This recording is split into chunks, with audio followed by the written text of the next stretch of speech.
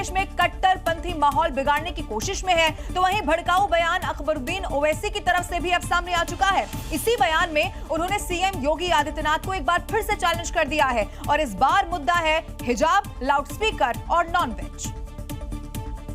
CM योगी को छोटे ओवैसी उत्तर प्रदेश में आकर चैलेंज करने की बात कर रहे हैं। तैयार हो जाओ, यूपी भी आ रहा हो। जो ओवैसी पहले 15 मिनट की चुनौती देते थे, वो अब योगी को नई चुनौती दे रहे हैं। कह रहे हैं कि बीफ भी खाएंगे, वो तेज आवाज में लाउडस्पीकर भी बजाएंगे और यूपी में आकर भी दिखाएंगे। ऐ जालिम, ना मेरी बहन हिजाब छोड़ेगी, ना मेरे इमाम मसाजिद से अज़ान को रोकेंगे।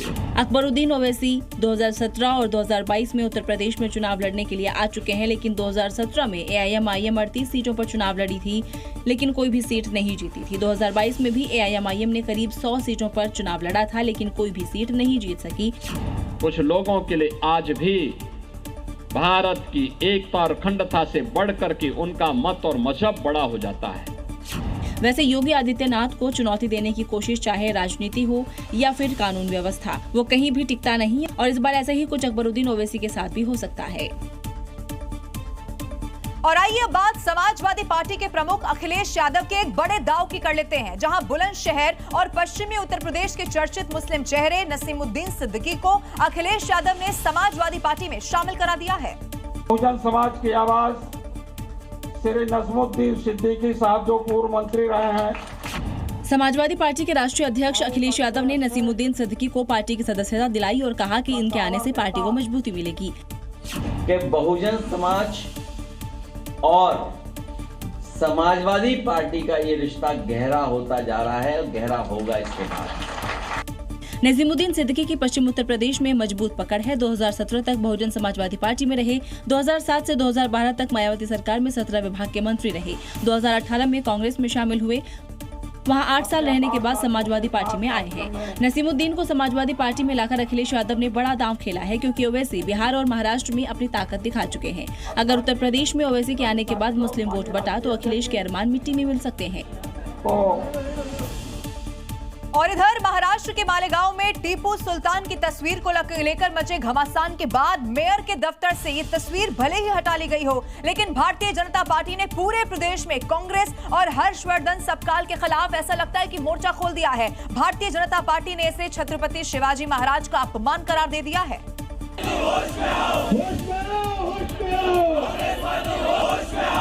बीजेपी का ये प्रदर्शन उसी तस्वीर और हर्षवर्धन सबकाल के बयान के विरोध में है। इंग्रजांच्या विरोधात कुठेतरी लढा पुकारला होता आणि त्या अर्थानं टिपू सुलतान हे एक शौर्य गाजवणारे। बीजेपी युवा मोर्चा ने हर्षवर्धन को ही टीपू का रूप दे दिया और तस्वीरों पर चप्पल जूते मारे और जोरदार नारेबाजी की।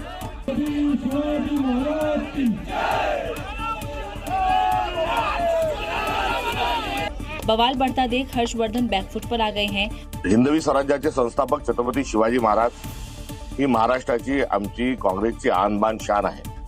लेकिन बीजेपी उन्हें आसानी से नहीं छोड़ने वाली। मामला दर्ज करा दिया गया है, जिस पर अबू आजमी ने तीखी प्रतिक्रिया दी है। ये बीजेपी सिर्फ इस देश में हिंदू मुस्लिम करके पोलराइजेशन करना चाहती है। मतलब महाराष्ट्र की ये सियासी आग जल्दी बुझने वाली नहीं है। अब देखिए, ऐसा इसीलिए हुआ क्योंकि हर्षवर्धन ने जाने अनजाने में भारतीय जनता पार्टी को वो मुद्दा दे दिया है जिस पर बीजेपी मराठी अस्मिता की राजनीति करने वाली है। तो दूसरी तरफ एआईएमआईएम चीफ असदुद्दीन ओवैसी भी अब इसमें कूद पड़े हैं।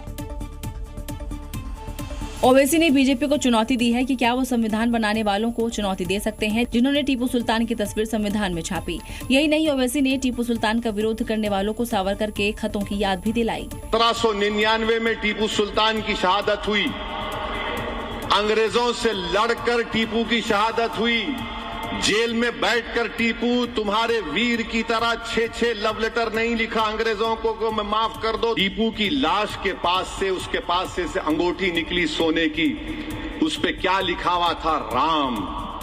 तो साथ ही टीपू सुल्तान की धर्मनिरपेक्षता भी की, जिसे लेकर बीजेपी हमलावर है। आपको दिखाते हैं कि पूरे देश में कैसे महाशिवरात्रि की धूम है। सुबह से लेकर रात तक शिवालयों में शिव भक्तों की भारी भीड़ उमड़ती हुई नजर आई है। उत्तर प्रदेश भी शिव में यहां पर नजर आया। खुद प्रदेश के मुखिया सीएम योगी आदित्यनाथ ने शिव कवच साधना की है, यानी कि न सिर्फ रुद्राभिषेक किया गया बल्कि शिव भक्तों के लिए सुरक्षा कवच भी मुहैया कराया गया।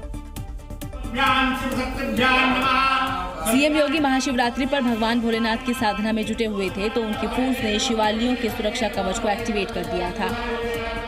मंदिरों में उमड़ी भीड़ की सुरक्षा के लिए धरती से लेकर आसमान तक निगरानी की जा रही थी। संभल से लेकर बहराइच तक, अमरोहा से लेकर मुजफ्फरनगर तक सुरक्षा के चाक चौबंद इंतजाम थे। जब भी पर्व और त्योहार आते थे, उत्पात शुरू हो जाती थी। अब उत्पातियों और उपद्रवियों को पता लगेगा कि 7 पीढ़ियां याद आएंगी उनको। सीएम योगी की सुरक्षा की गारंटी और योगी फोर्स की किलेबंदी के बीच शिव भक्तों की लंबी कतारें भोले के दर पर थी।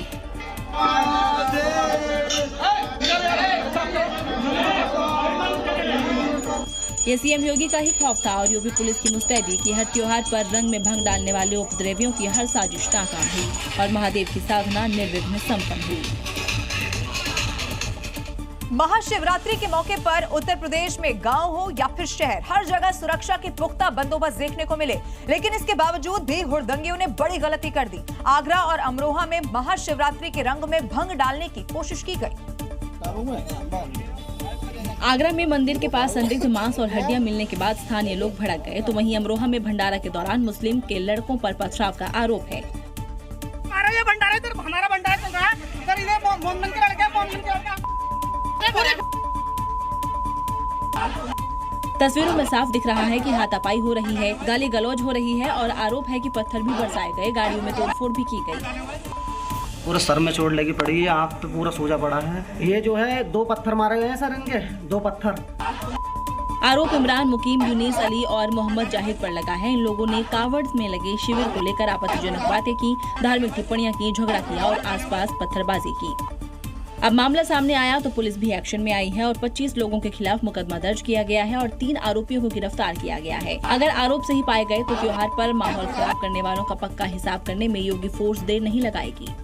कानून मानोगे, कायदे से रहोगे तो फायदे में रहोगे। मध्य प्रदेश के मंडला में किताब की वजह से जबरदस्त बवाल मच गया। यहां लगे मेले में एक स्टॉल पर हिंदू देवी देवताओं से जुड़ी हुई आपत्तिजनक किताबें बेची जा रही थी। अब इसी में हिंदू धर्म ग्रंथों के खिलाफ नफरती लेख छपे हुए थे। जानकारी मिलते ही इस मेले में जबरदस्त बवाल मच गया।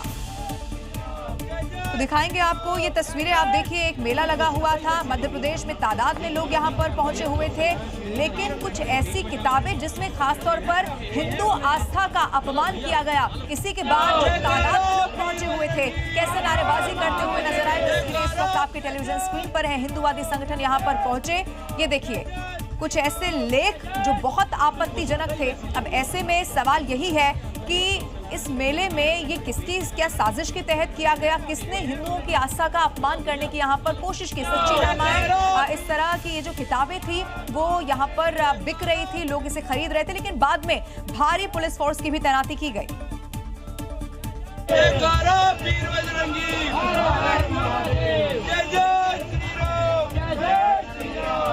विरोध की वजह है ये पुस्तक, जिसे हिंदू विरोधी संगठन के लोग मेले में छिप कर बेच रहे थे। इस किताब को साड़ी के स्टॉल पर महिला विक्रेताओं की आड़ में बेचा जा रहा था। सच्ची रामायण, रामायण की चाबी नाम की इस किताब में पौराणिक संदर्भों और मान्यताओं को आपत्तिजनक तरीके से पेश किया गया है। इसमें बोलने लायक नहीं, इसलिए हम लोग उसको बोल नहीं रहे। ये हनुमान जी के बारे में, वशिष्ठ के बारे में, श्री राम के बारे में, सबके बारे में लिखा हुआ। आरोप स्टॉल आवंटन को लेकर भी है, जिसपे भगवान श्री राम के बारे में, उनके पूरे परिवार के नाम में पूरी पुस्तक में शब्द लिखे हुए। ऐसी पुस्तकें प्रशासन की उपस्थिति में 2 दिन से बिक रही हैं। हिंदूवादी संगठनों के वहां पहुंचते ही पुस्तक विक्रेता वहां से फरार हो गया। मजहब के नाम पर कुछ मौलाना समाज को बांटने की लगातार कोशिश में लगे रहते हैं और अब ऐसे लोगों को संभल और बुलंदशहर से आई तस्वीरें चुभने लगी हैं, क्योंकि मुस्लिम महिलाओं ने हरिद्वार से कावड़ उठाकर यात्रा की है। मौलाना इसे नाजायज और इस्लाम बांटने की साजिश करार दे रहे हैं। और यही तस्वीर मजहब के ठेकेदारों के सीने पर सांप की तरह लौट रही है। हाथों में कावड़ है, कावड़ में भगवान शिव और पार्वती की फोटो है, मटकियों में गंगा जल है और मुंह पर बम भोले के जयकारे।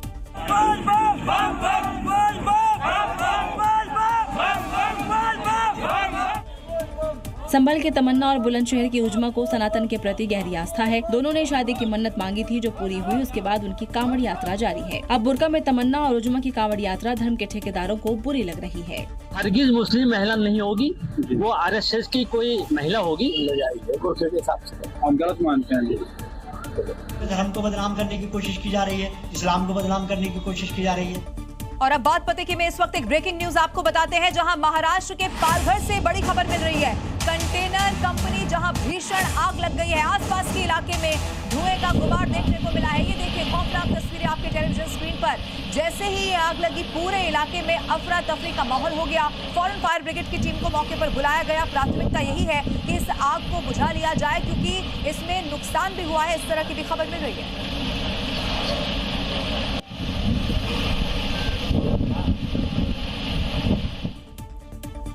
इधर उत्तर प्रदेश के सीतापुर में खाकी और खादी के बीच तनातनी देखी गई है। दरअसल एक SHO को लेकर मिली शिकायत पर बीजेपी विधायक ज्ञान तिवारी अपने समर्थकों के साथ थाने ही पहुंच गए। इस दौरान उन्होंने SHO को जमकर लताड़ भी लगा दी। विधायक जी तो इतने गुस्से में थे कि तमतमाते हुए थाने के बाहर ही धरने पर बैठ गए।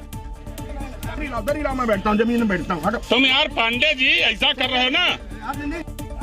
SHO संजय पांडे विधायक जी को सफाई देने लगे, लेकिन विधायक जी कुछ भी सुनने को तैयार नहीं थे।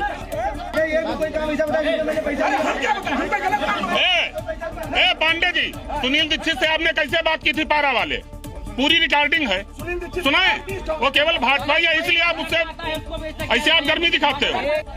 बीजेपी विधायक इसलिए आग बबूला थे कि उन्हें ये शिकायत मिली थी कि SHO संजय पांडे बीजेपी के समर्थकों की शिकायत पर कार्रवाई नहीं करते। अरे क्या बात कर रहे हो? तिलक लगाने से कोई पंडित नहीं होता है मान्यवर दरोगा जी, पंडित आचरण से होता है। वहीं SP की जांच के बाद कार्रवाई के आश्वासन के बाद विधायक का गुस्सा ठंडा हुआ। उत्तर प्रदेश के गाजियाबाद में प्रदर्शन कर रहे लोगों पर पुलिस ने जमकर लाठीचार्ज कर दिया है। दरअसल मीरपुर हिंदू गांव के लोग यहां डंपिंग ग्राउंड का विरोध कर रहे थे। चेतावनी दी गई, इसके बावजूद भी जब वो वहां से नहीं हटे तो पुलिस को लाठियां भांजनी पड़ गई। पुलिस ने खेतों में दौड़ा दौड़ा कर प्रदर्शन कर रहे लोगों को पीटा, उन पर जमकर लाठियां बरसाई गई और फिर उन्हें वहां से खदेड़ दिया गया। अब इस प्रदर्शनकारी का हाल जरा देखिए। मारते मारते जमीन पर गिरा दिया गया है। ऊपर से 2 पुलिसकर्मी और दनादन लाठी बरसा रहे हैं। दरअसल पुलिस का ये लाठीचार्ज इसीलिए हो रहा है क्योंकि ये गांव वाले डंपिंग ग्राउंड के लिए जमीन अधिग्रहण से नाराज थे और इसी के विरोध में धरना प्रदर्शन कर रहे थे। पुलिस ने इनको वहां से हटने को कहा और इस दौरान उनकी पुलिस वालों से कहासुनी भी हो गई, जिसके बाद पुलिस ने प्रदर्शन कर रहे इन गांव वालों पर लाठियां भांजनी शुरू कर दी। पुलिस की लाठियां पड़ने लगी तो सभी प्रदर्शनकारी बचने के लिए इधर उधर भागने लगे। हालांकि पुलिस वाले भी पीछा करते हुए लाठियां मार रहे थे, जिसमें कई प्रदर्शनकारियों को चोटें भी आई हैं। उत्तर प्रदेश के इटावा में जनसंपर्क की एक झलक यहां देखने को मिली है, जब समाजवादी पार्टी के राष्ट्रीय अध्यक्ष अखिलेश यादव अचानक से ही एक शादी समारोह में पहुंच गए, जहां हर कोई उनके साथ फोटो लेने को उत्साहित नजर आया। अखिलेश यादव को देखते ही समारोह में मौजूद लोगों के चेहरे खिल उठे। इस दौरान वायरल वीडियो में दिख रहा है कि एक महिला उनके साथ फोटो के लिए बेहद उत्साहित है, जिस पर अखिलेश यादव ने भी मुस्कुराते हुए पॉज दिया। भैया मेरे कैमरा में देख ले एक बार। ठीक है। अखिलेश यादव का ये अंदाज लोग काफी पसंद कर रहे हैं। सोशल मीडिया पर वायरल ये तस्वीरें और वीडियो संदेश दे रहे हैं कि राजनीति में जनता से सीधा जुड़ाव और सादगी ही किसी नेता की असली ताकत होती है। यूपी की सियासत में इस तरह के मानवीय और सहज पल ही नेताओं और जनता के रिश्तों को मजबूत बनाते हैं। देश की राजधानी दिल्ली में एयर पोल्यूशन को लेकर अब उत्तर प्रदेश के सीएम योगी आदित्यनाथ ने भी चिंता जाहिर कर दी है। हालांकि प्रदूषण पर जाहिर योगी की इस चिंता को विपक्ष ने बीजेपी सरकार पर हमला करने का एक हथियार बना लिया। देख रहा ना क्या दिल्ली में घुटन भरी जिंदगी हो गई है। ऐसे लगता है जैसे गैस चेंबर में है। एयर क्वालिटी इंडेक्स में 400 से ऊपर दम घुटता है, आंखों में जलन होती है, सांस लेने में दिक्कत होती है। डॉक्टर को बुजुर्गों के लिए, बीमारों के लिए, बच्चों के लिए कहना पड़ता है कि आप घर से बाहर मत निकलिए। इतनी खराब स्थिति होती है।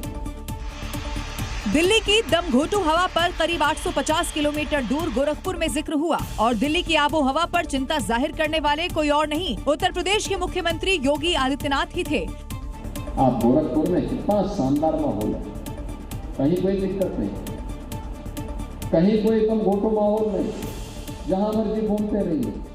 दिल्ली में प्रदूषण पर जाहिर चिंता को लेकर अब विपक्ष बीजेपी सरकार पर ही हमलावर है।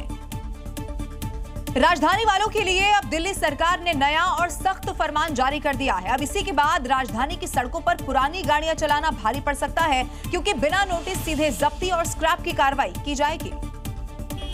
ये वही नोटिस है जो साफ चेतावनी है कि 10 साल पुरानी डीजल और 15 साल से ज्यादा पुराने पेट्रोल वाहनों यानी एंड ऑफ लाइफ वाहनों को अब बिना किसी पूर्व सूचना के जब्त कर सीधे स्क्रैप किया जाएगा। सरकार के मुताबिक दिल्ली में बढ़ते प्रदूषण को नियंत्रित करने के लिए कदम उठाया गया है। सार्वजनिक स्थानों पर चल रही BS3 या उससे कम एमिशन स्टैंडर्ड वाली पुरानी गाड़ियों पर विशेष निगरानी रखी जाएगी। दिल्ली में 60 लाख से ज्यादा EOL कैटेगरी में वाहन है, 41 लाख से ज्यादा दुपहिया वाहन, 18 लाख से ज्यादा चौपहिया वाहन बिना नोटिस जब्ती और सीधा स्क्रैप कर दिया जाएगा। NCR से बाहर ले जाने के लिए NOC जरूरी होगी। परिवहन विभाग जल्द ही बड़े पैमाने पर कार्रवाई करेगा। सरकार की तरफ से वाहन मालिकों को सलाह दी गई है कि वो समय रहते अपनी पुरानी गाड़ियों को हटवाएं या जरूरी NOC लेकर NCR से बाहर ले जाएं, वरना कार्रवाई तय है। दिल्ली पुलिस ने लॉरेंस बिश्नोई गैंग का लाई डिटेक्टर टेस्ट कर लिया है, जिसमें लॉरेंस गैंग का बहुत बड़ा झूठ पकड़ लिया गया है। दरअसल कुछ दिनों पहले बवाना में एक बिजनेसमैन का मर्डर हुआ था। अब इसी की लॉरेंस गैंग ने जिम्मेदारी ले ली थी, लेकिन अब पुलिस ने खुलासा कर दिया है कि लॉरेंस गैंग का इससे दूर दूर तक कोई कनेक्शन ही नहीं था। पुलिस के इस खुलासे से साफ है कि लॉरेंस बिश्नोई का गैंग हत्याओं के झूठे क्रेडिट लेता है, जिससे अपराध की दुनिया में उनका वर्चस्व बना रहे। इसलिए इस गैंग ने बवाना हत्याकांड में अपनी टांग घुसाने की कोशिश की, लेकिन दिल्ली पुलिस ने इनके मंसूबों पर पानी फेर दिया। मर्डर के तुरंत बाद जो बहुत ही नामी गैंगस्टर्स हैं, जिनमें से कुछ विदेश में बैठे हैं, उन्होंने क्रेडिट लिया और क्लेम किया कि ये मर्डर हमने कराया था, क्योंकि ये हमारे काम में इंटरफेयर कर रहा है। पुलिस ने बवाना हत्याकांड में एनकाउंटर करते हुए जिन 5 आरोपियों को पकड़ा है, उनका लॉरेंस गैंग से कोई लेना देना नहीं है, क्योंकि लूट के इरादे से इन्होंने बिजनेसमैन का मर्डर किया था। वो लूटपाट का मकसद था इनका। वैभव गांधी जो खुद ड्राइव कर रहा था गाड़ी डे ऑफ इंसिडेंट पे, उसका जो अफरा तफरी में जो है उसको गोली लगी, जिसकी वजह से उसकी डेथ हुई। दिल्ली के बवाना में बिजनेसमैन की दिन दहाड़े हत्या कर दी गई थी, जिसके तुरंत बाद लॉरेंस गैंग ने सोशल मीडिया पर पोस्ट कर इसकी जानकारी ली थी। और 45 दिन से चल रहे माघ मेले का आज समापन हो चुका है। आज 40 लाख श्रद्धालुओं ने यहाँ पर स्नान किया। कुल 22 करोड़ 10 लाख श्रद्धालुओं ने स्नान इसमें कर लिया है। माघ मेले ने 2013 कुंभ का रिकॉर्ड तोड़ दिया है। इतनी तादाद में लोग यहाँ पर पहुंचे, आस्था की डुबकी लगाई गई और आज इसका समापन हो चुका है।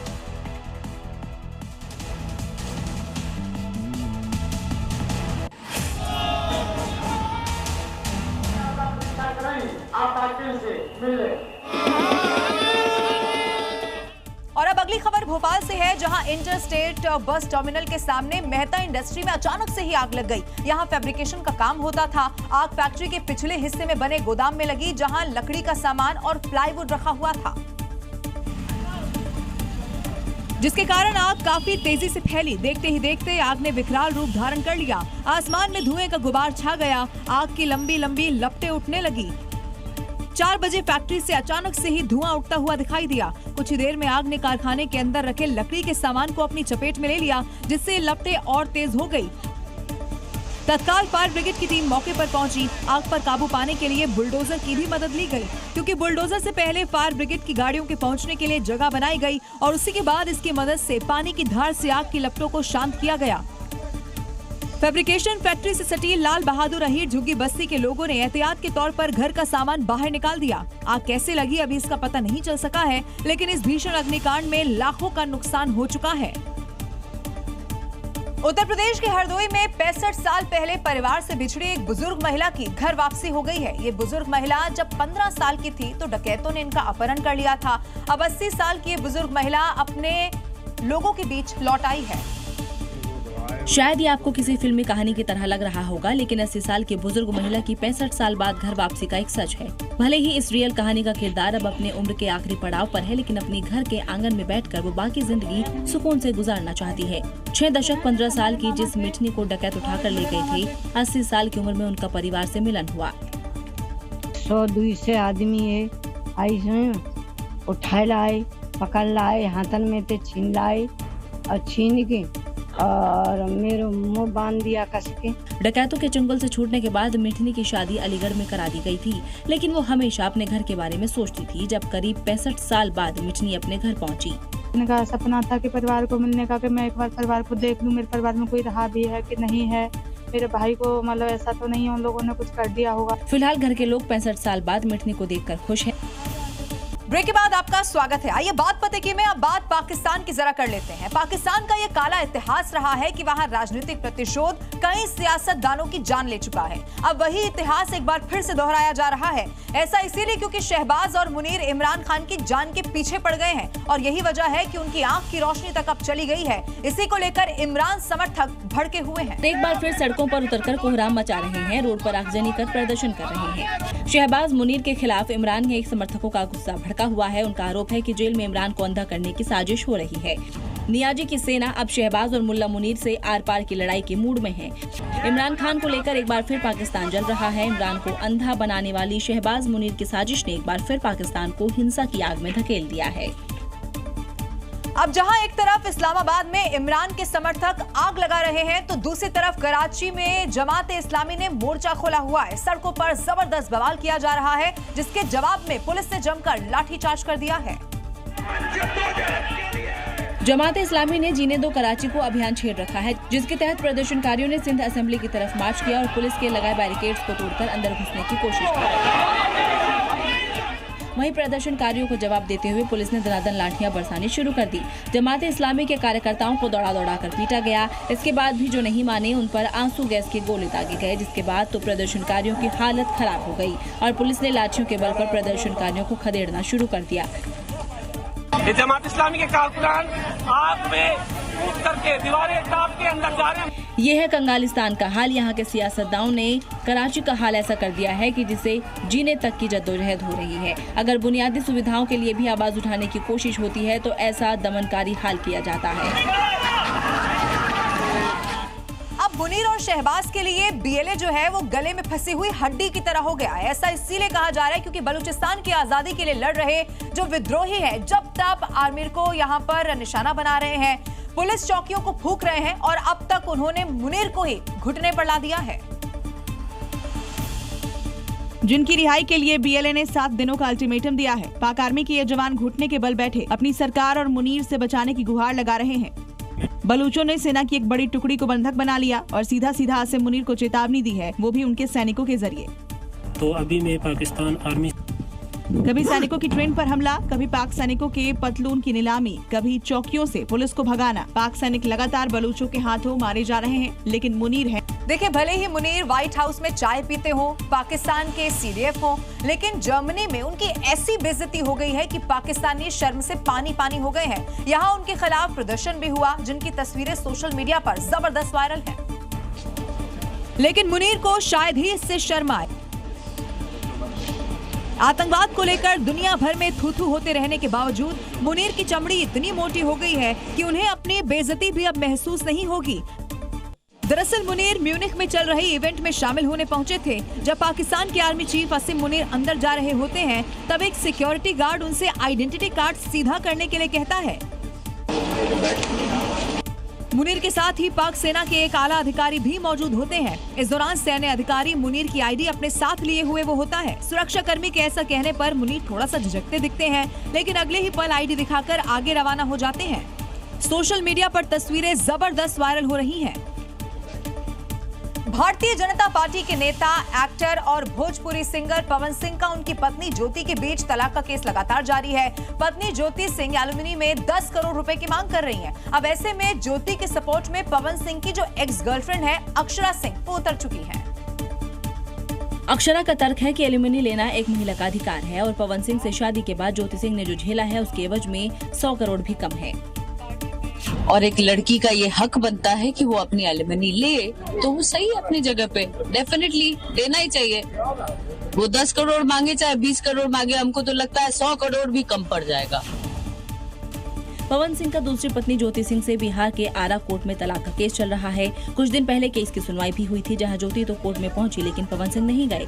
बताया जा रहा है कि कोर्ट में अपना दर्द बयां करते हुए ज्योति सिंह ने 10 करोड़ एलिमनी की मांग की। ज्योति सिंह की एलिमनी डिमांड के सपोर्ट में अक्षरा सिंह खुलकर सामने आई हैं, जो शायद पवन सिंह को अच्छा नहीं लग रहा होगा, क्योंकि अक्षरा से पवन सिंह के रिश्ते काफी पहले ही खत्म हो चुके हैं। दोनों एक दूसरे को देखना भी पसंद नहीं करते।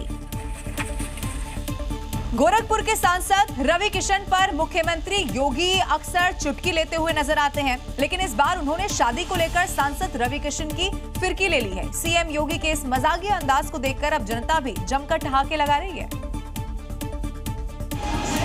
मौका था गोरखपुर में बने कल्याण मंडपम के उद्घाटन का, जहां सीएम योगी सांसद रवि किशन की फिरकी लेना नहीं भूले। अब कोई रवि किशन तो है नहीं कि रोज ब्याह कर ले, फिल्मों में है ना, तो फिल्मों में तो कभी भी व्यक्ति कर सकता है। सामान्य लोगों के लिए तो जीवन में एक ही बार होता है। सीएम योगी यही नहीं रुके, रवि किशन के आलीशान घर पर भी चुटकी ली। और स्वयं नहीं आते हैं तो कम से कम अपने घर में बुला दिया करें लोगों को। लेकिन स्वाभाविक रूप से शीश माल को देख करके लोग डरते होंगे। ये पहली बार नहीं है जब रवि किशन की सीएम ने टांग खींची हो। अगर ये अच्छा कपड़ा पहन करके एक्टिंग न करे, फटा कपड़ा पहन करके अंडरवियर में एक्टिंग करने लग जाएगा तो क्या? रामगढ़ ताल के ही ठीक किनारे रवि किशन जी ने एक मकान हथिया लिया। सीएम योगी तो रवि किशन के डांस को देखकर भी हंसी नहीं रोक पाए। दिल्ली एनसीआर में मौसम अब करवट ले रहा है। सर्दी ढलान पर है, धूप तेज खिल रही है और लोगों को फरवरी में ही अब मार्च अप्रैल जैसी गर्मी का एहसास होने लगा है। लेकिन इस बढ़ते तापमान के बीच सर्दी रिटर्न्स की आहट भी सुनाई दे रही है। दिल्ली एनसीआर में बर्फीली हवाएं कमजोर पड़ रही हैं और दिन में तेज धूप निकलने से गर्माहट साफ महसूस की जा रही है। गर्मी की दस्तक वक्त से पहले दिखने लगी है। खास तौर पर दिल्ली एनसीआर के साथ जितने भी मैदानी इलाके हैं वहाँ तापमान बढ़ने लगा है। कल जहां दिल्ली का अधिकतम तापमान 27 डिग्री और न्यूनतम तापमान 9 डिग्री सेल्सियस रहा, तो वहीं अगले 24 घंटे में अधिकतम तापमान 27 डिग्री और न्यूनतम तापमान करीब 11 डिग्री सेल्सियस रहने का अनुमान है। दिल्ली ही नहीं बल्कि यूपी और बिहार तक दोपहर की चिलचिलाती धूप लोगों का पसीना निकाल रही है। सर्दी लगभग विदाई की तरफ है और मौसम तेजी से गर्मी की तरफ बढ़ता नजर आ रहा है। हालांकि मौसम विभाग ने बताया है कि सर्दी पूरी तरह खत्म नहीं हुई है। 17 और 18 फरवरी को हल्की बारिश के आसार है, यानी फिलहाल दिन में गर्मी और सुबह शाम हल्की ठंड का मिला जुला मौसम रहेगा और दिल्ली में सर्दी रिटर्न्स देखने को मिलेगा। और अब अगली खबर दिल्ली से ही है, जहां आरकेपुरम इलाके के एक ज्वेलरी शॉप से चोर करीब 3 करोड़ रुपए के गहने उड़ाकर फरार हो गया। चोर दुकान के अंदर शटर काटकर दाखिल हुए और गहने लेकर रफू चक्कर हो गए। और चोरी की ये पूरी वारदात दुकान के अंदर और बाहर लगे सीसीटीवी कैमरे में कैद हो गई। देखिए, चोरी करने से पहले चोर कैसे दुकान की रेकी कर रहे हैं। इनके चेहरे ढके हुए हैं। दुकान में दाखिल होने से पहले चोरों ने शटर को काटा और फिर अंदर दाखिल हुए। अंदर दाखिल होते ही चोर गहनों पर टूट पड़े।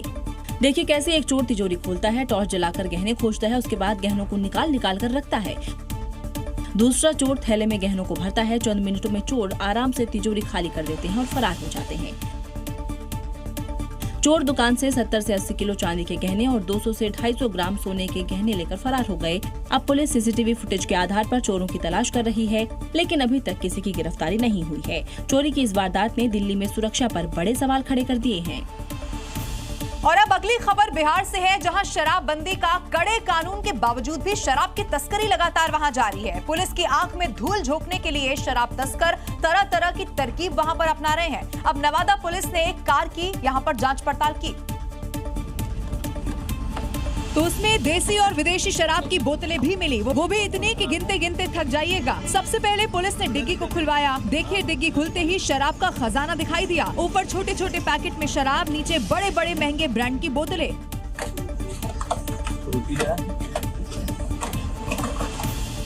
बॉटल भी है। जब पुलिसकर्मी ने ड्राइवर से पूछा कि और कहाँ रखे हो, तो उसने उस तहखाने के बारे में भी बता दिया, जहाँ कोई सोच भी नहीं सकता कि यहाँ भी शराब हो सकती है। कहाँ रखे हैं? आगे भी है? पुलिसकर्मी सीट हटाते हैं तो वहाँ शराब की बोतलें मिलती हैं। शराब माफिया ने पूरे कार को ही शराब का गोदाम बना दिया था। देखिए, जहाँ पुलिसकर्मी हाथ लगा रहा है वहाँ शराब मिल रही है। नवादा में जांच के दौरान शराब की बड़ी खेप पकड़ी गई। होली को देखते हुए पड़ोसी राज्य से बिहार में शराब की तस्करी हो रही है, लेकिन पुलिस भी चौकस है और तस्करों के हर जुगाड़ को फेल कर रही है। शनिवार का दिन हादसों का दिन रहा। देश के अलग अलग राज्यों से हादसे की तस्वीरें सामने आ गई हैं और हादसों की जो तस्वीरें हैं वो सीसीटीवी में कैद हो गई, जिन्हें देखकर हर किसी की रूह कांप जाएगी। यानी शनिवार का दिन सड़क पर चलने वालों के लिए काला दिन रहा। हिमाचल प्रदेश से लेकर गुजरात तक हादसों की तस्वीरों ने यहां पर दिल दहला दिया। हिमाचल के कुल्लू में रफ्तार का कहर देखने को मिला, जहां तेज रफ्तार कार पिकअप से टकरा गई। टक्कर से ये पिकअप पलट गई। वीडियो में देखिए कैसे हादसे के बाद पलटी हुई ट्रक से ड्राइवर को बाहर निकाला जा रहा है। गुजरात के जामनगर में तेज रफ्तार पिकअप दीवार से जा टकराया। रफ्तार की वजह से पिकअप पहले ही टेढ़ा हो जाता है और उसके बाद सड़क से नीचे उतरकर दुकान के बाहर लगी पानी की टंकी में घुस जाता है। गुजरात के ही अहमदाबाद में रफ्तार का कहर देखने को मिला, जब तेज रफ्तार कार सड़क किनारे लगे पेड़ में जा घुसी। वीडियो में देखिए कैसे कुछ ही सेकंड में हादसा हो जाता है। टक्कर के बाद यहां कार के परकच्चे उड़ जाते हैं। और अब अगली खबर चीन से जुड़ी हुई है, जहां ईंधन से भरे हुए एक ट्रक में अचानक से ही आग लग गई। ड्राइवर ने गाड़ी खड़ी करने के बदले उसे तेजी से फायर स्टेशन वो लेकर पहुंच गया, जहां चंद मिनट में इस आग पर काबू पा लिया गया और एक बड़ा हादसा होते होते टल गया। देखिए कैसे ट्रक से आग की तेज लपटें, धुएं का गुबार निकल रहा है, लेकिन ट्रक ड्राइवर ट्रक को रोकता नहीं है। गाड़ी की रफ्तार बढ़ा देता है। उसे पता है कि फायर स्टेशन आसपास ही है। जल्दी ट्रक को दौड़ाते हुए फायर स्टेशन पहुंचता है, लेकिन तब तक ट्रक में लगी आग विकराल रूप ले लेती है।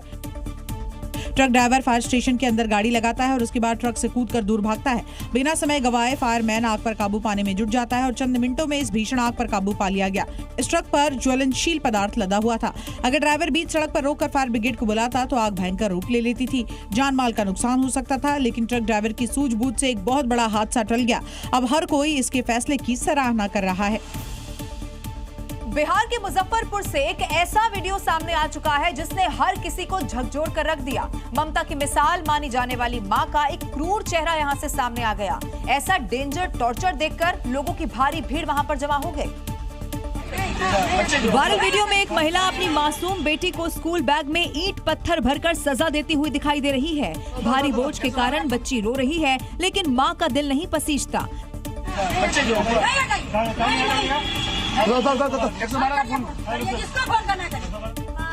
रास्ते में मौजूद लोगों की भारी भीड़ जमा हो गई। कई लोगों ने महिला से बच्ची को छोड़ देने को कहा, लेकिन वो टस से मस नहीं हुई।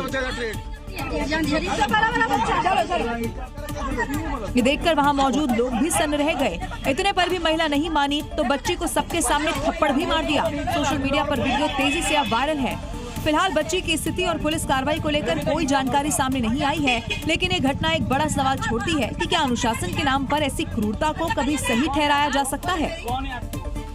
महाशिवरात्रि के पावन अवसर पर देश भर में आस्था और उत्साह का अनोखा संगम देखने को मिला। जगह जगह भव्य शिव बारात निकाली गई और हर हर महादेव के जयघोष से माहौल शिवमय हो गया। उत्तर प्रदेश से लेकर उत्तराखंड तक श्रद्धालु भक्ति में सराबोर नजर आए। हर हर बम बम भोले के जयकारे गूंजते रहे और नाचते गाते भक्तों की मौजूदगी में भगवान शिव की बारात निकाली गई।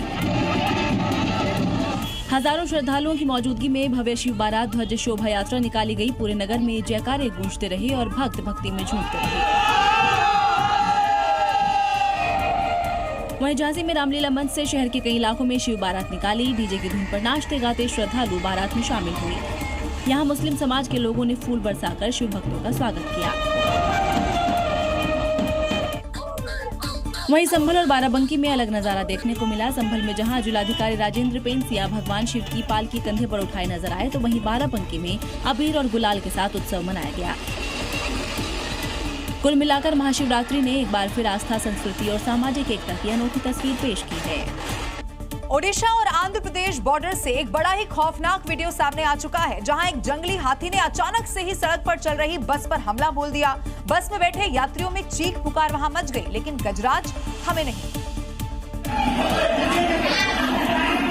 वीडियो में देखा जा सकता है कि जंगल से निकला एक अकेला नर हाथी सीधे सड़क पर आ जाता है और बस को रोक देता है। हाथी बेहद उग्र दिखाई देता है। वो बस के पास पहुंचकर अपनी सूंड और सिर से जोरदार धक्का मारता है, जिससे बस का विंडशील्ड टूट जाता है। अंदर बैठे यात्री डर के मारे चिल्लाते सुनाई देते हैं।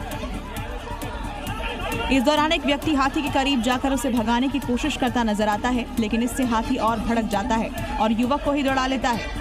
गनीमत रही कि इस घटना में कोई हताहत नहीं हुआ, इसलिए हमारी सलाह है कि जंगल से गुजरने वाली सड़कों पर ऐसे टकराव हो सकते हैं, तो जंगली जानवर दिखने पर दूरी बनाए रखना ही सबसे सुरक्षित उपाय है। उत्तर प्रदेश के पीलीभीत टाइगर रिजर्व से एक बेहद चौंका देने वाला नजारा सामने आ गया है, जहां जंगल का खूंखार शिकारी भी डर गया। जहरीले नागराज ने बीच जंगल टाइगर का रास्ता रोक दिया। वीडियो में देखा जा सकता है कि घने जंगल में एक टाइगर अपनी राह पर आगे बढ़ रहा था। तभी अचानक उसका सामना फन फैलाए एक जहरीले कोबरा से हो गया। सामने फन फैलाए कोबरा को देखकर टाइगर ठिठक गया। टाइगर जैसे ही आगे बढ़ने की कोशिश करता है, तुरंत यहाँ पर नागराज फुफकारने लगते हैं। टाइगर ने थोड़ी दूरी बनाकर रास्ता पार करना चाहा, लेकिन नामुमकिन ये साबित हुआ। कुछ पल तक दोनों आमने सामने जरूर रहे। थोड़ी देर टाइगर ने रास्ता छोड़कर सुरक्षित दूरी बना ली।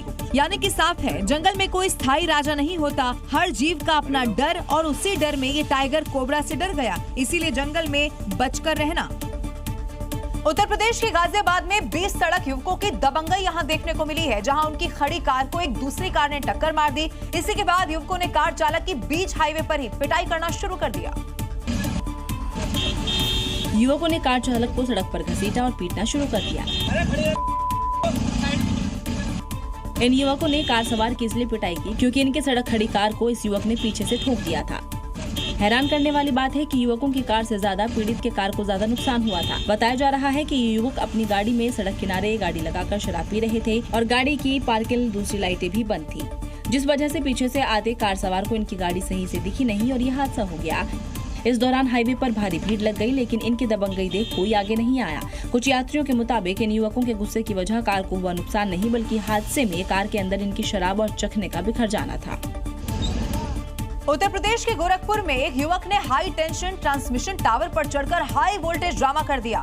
अपने माता पिता से वो नाराज होकर उस पर जा चढ़ा था। लोग उसे लगातार मनाते रहे, लेकिन ये युवक उतरने का नाम ही नहीं ले रहा था। परिवार से नाराज ये शख्स बिजली के ट्रांसमिशन टावर पर चढ़ गया और वहां से हंगामा करने लगा। युवक को टावर पर चढ़ा देख पूरा गांव वहां जमा हो गया।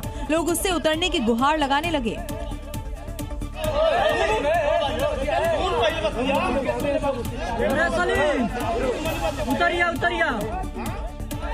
लेकिन सलीम नीचे उतरने को राजी ही नहीं हो रहा था। उल्टे वो कूद जाने की धमकी देने लगा।